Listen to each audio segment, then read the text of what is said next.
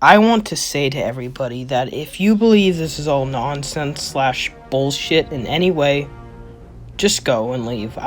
This is something, I like going over leaks because it's fun and a lot of people are just curious what people have to say. And I love that. That's what I love about leaks because I just love seeing what can be. I've been seeing a lot of leaks about Rise of Iron and like Forsaken and none of them come true.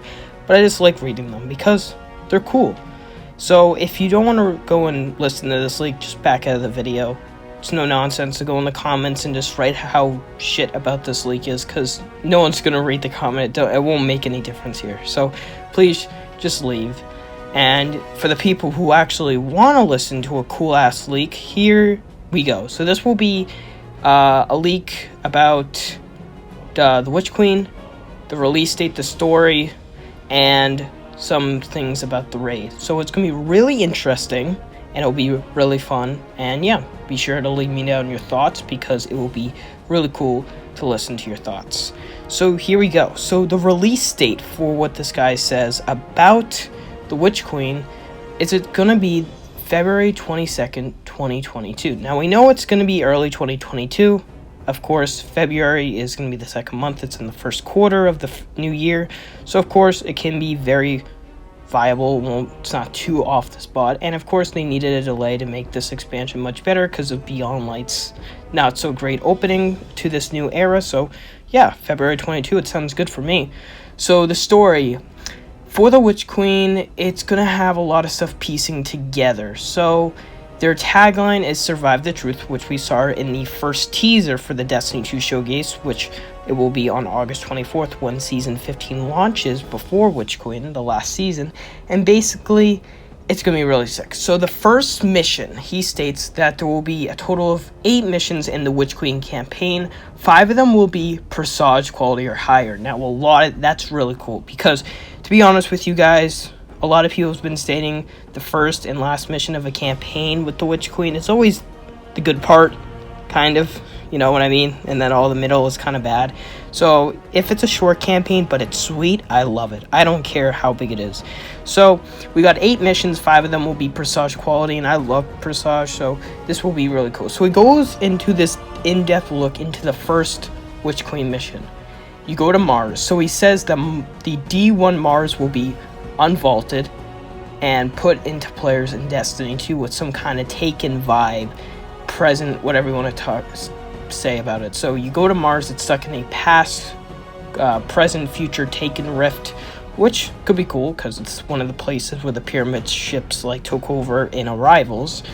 You come up on the peak of the hill where you see the Dreadnought for the first time. Savathun tricks us into giving her memories back by using this thing called a deep sight.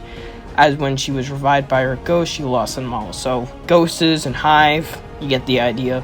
Could be something that would be really cool if it did come true, but something just to be aware of. She tricks the Traveler into her throne world, attempting to cut off outside universe from its light using a big bowl. I don't know what that means, but it's also where a new strike will be played. After defeating Savathun in the campaign, she tells you the witness is coming. The Traveler then takes her body and her ghost escapes. So this witness, whenever you want to call it, if you've seen the lore in Shadowkeep, seems to be where Lightfall begins. So it has some kind of cool connections there. Like, of course, with Beyond Light, with Aramis, and then we went into the Hive Celebrant, which got us ready for, of course, this upcoming expansion, the Witch Queen. We can see something with the Witch Queen getting ready for Lightfall, etc. You get the idea. So it's a really cool story to see this, and I love to just see the story progressing over time. So a regular story experience, and yeah, it will be really, really cool. So he goes into the Witch Queen raid, having Hive/Taken as many main enemies, so really cool to see. Final boss will be darkness-based, like the Envoy of the Witness. Now, a lot of leaks have been saying we're going to defeat a worm for the final boss, and an Envoy can be real, you know what I mean? They say it's going to be still being pushed out as the most ambitious raid yet. I always felt like Last Wish was the most ambitious raid yet, but again, that was with Activision, so if Destiny's ready to push the levels a little bit and go into one of the most ambitious raids yet, it would be really cool to see that in the Witch Queen. So they state as destinations a revamped D1 Mars, which would be sick. I love the Mars from D1 because remember they said one returning location from the DCV and Destiny 1 and one new one. They go like the Savathun's Dreadnought / Savathun's Throne World will be the new location.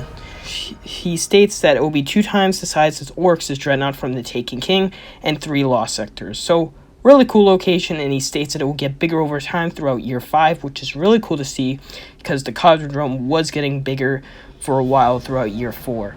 The EDZ in Nessus is being vaulted. Now, I just want to state here that EDZ and Nessus, you know, they're getting a bit tiring, and I understand they just got like new strikes and whatever. However, remember that was seasonal content. The strike for the Proving Grounds, the new strike or whatever you want to call it, it was technically seasonal based thing. It's not going to be here because they state all the seasonal content will be gone by year 5 launches, so all the new stuff that they put there will be all gone. So it makes sense in a way, but yet again, you know, who knows really what's going to happen, because I thought the Dreaming City and Tangled Shore could be vaulted, but who knows. It really is something generally that we don't really know to this day, but we know that the content will get vaulted. They state that content will get pushed out before a major expansion launches. So really think cool stuff to see. Witch Queen will have the Taken King levels of secrets, which is really cool. Forsaken Ghost and the F2B to be vaulted with Lightfall, which makes sense because that's the next of locations that would be vaulted because it's the year after year 1. Sparrow 2.0 plan, but not final. Could be intriguing to have Sparrow racing sometime in year 5. The old tower sometime to return in year 5, and public LFG in the tower. That would be really sick. And Eververse gifting in year 5. Oh my god, how sick would that be? 34 new weapons versus the 14 and Beyond Light. So that's what he states, 34 new weapons. Now, of course, there's going to be reissued weapons in the Witch Queen, which, again, a lot of people kind of like. So we don't know if that's the total amount, if he's actually stating that. But again, it could be really cool to just have a lot more weapons to Beyond Light. And now with Sunsetting gone, it's not going to be huge as a problem as what Beyond Light faced with Sunsetting. So again, it looks like Witch Queen will be much better than Beyond Light. That's what we're hoping for. We're just hoping if we can go on a better schedule, you know, better than Beyond Light, better than Shadowkeep, we're going in a somewhat of a good right path. There will be a new Foothold PvE activity with 6 players, so really cool to see a new activity of that. We'll see a new second, third person melee type called, actually it doesn't say what it's called, shit. But it will be through weapon crafting, so weapon crafting is supposed to be coming, if that's what the guy says, which would be really cool to see. Weapon crafting, I don't know about you, but weapon crafting would be really cool. So he then states generally that, again, the campaign will be 8 missions long. At the end of the campaign, the pyramid ship will activate, starting the road to the raid. Of course, there will be a pyramid ship on Mars, so it will be really cool to see that again. And that basically starts the road up to the raid, and we said what the raid is. So, yeah. This leak, of course, there's so much more stuff to this leak, but that was mainly the main gulp of what what he says about the Witch Queen. So, you know, like, I don't really know what to say, because it could be all absolutely wrong, yet it could be right. You know what I mean? So, it's just intriguing just to see these leaks, and just let me know your thoughts of how you think this leak is interesting, because I feel like it's very interesting, but yet we will not really know until August 24th. And then if this leak does become viable, then I will start reading more of the other parts of the leak in the future if that does become the case. But for right now, that's what I'm going to do for this video. I hope you guys enjoy. And yeah, let me know your thoughts in the comments, and thanks for watching. Bye, guys.